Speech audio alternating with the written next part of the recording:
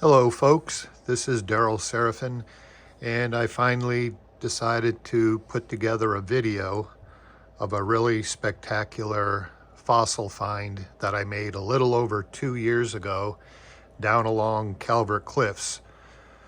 It was actually the day before Thanksgiving, November 22nd, 2023, when I decided to go down for perhaps one last collect before the winter set in, and I wasn't finding very much. That week we had some rain and winds, and the tide was really high, and wasn't really planning on going, but my father-in-law flew in the day before to spend the week with us over Thanksgiving, and I kind of had a kitchen pass to go out and collect that Wednesday, the day before Thanksgiving, and I promised my wife I'd be home in time for dinner. Well, it was about 1 o'clock in the afternoon. The tide was really high, like I said, wasn't finding very much. So before I decided to leave and go home early, I decided to do a little bit of sifting along the beach. And in my very first screen, I found the root to this Squalodon tooth. And I immediately recognized the root and what it belonged to. And I thought, oh darn, it's obviously broken because it was just the root portion without that enamel crown. And so I thought, well, let me do some sifting in the exact same spot because the break looked fairly fresh. Well, in the very next screen, I found a couple of more pieces of teeth, and within a few more screens, I found the crown going to this tooth, and it's put together like you see it now. So needless to say, I was extremely excited, thinking that I found a few pieces of Squalodon teeth, and there's a good chance that they might be associated.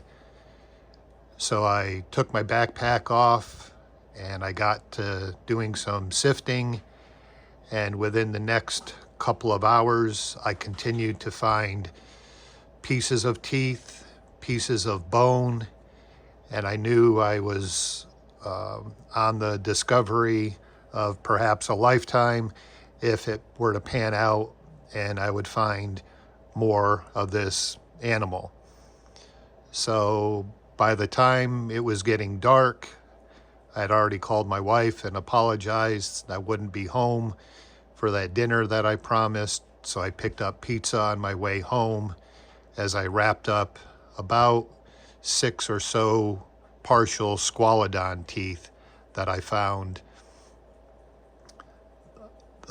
The next morning, I returned right at the crack of dawn and went right back at it, sifting for a few hours. It was obviously Thanksgiving morning, so before I left the house, the turkey was in the oven and everything was ready to go, and got to the beach right at sunup and immediately found a tooth exposed on the beach and was super excited.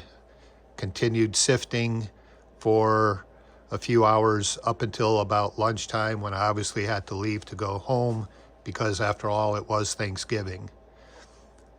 So I proceeded to go back for the next 5 days in a row.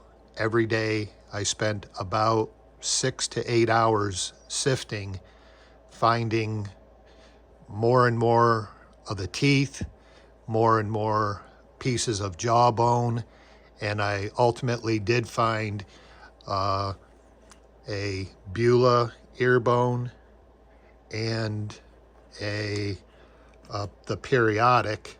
Of course, I was hoping that they would be from this animal because, as I would later learn, the sure way of identifying the species is through analysis of the ear bones. I eventually reported the find to the Calvert Marine Museum and forwarded them numerous pictures. And ultimately, Dr. Godfrey put me in touch with Dr. Margot Nelson, who was a specialist, if you will, in squalodons. And she ultimately identified this set of teeth to Squalodon calvertensis. And so I continued to go back to this site over and over again.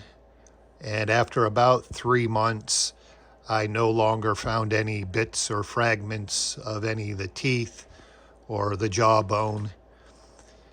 From some research that I was able to do, it looks like this particular species of Squalodon had about 16 teeth on each side of its jaw, for a total of about 32 or more teeth in one of its jaws.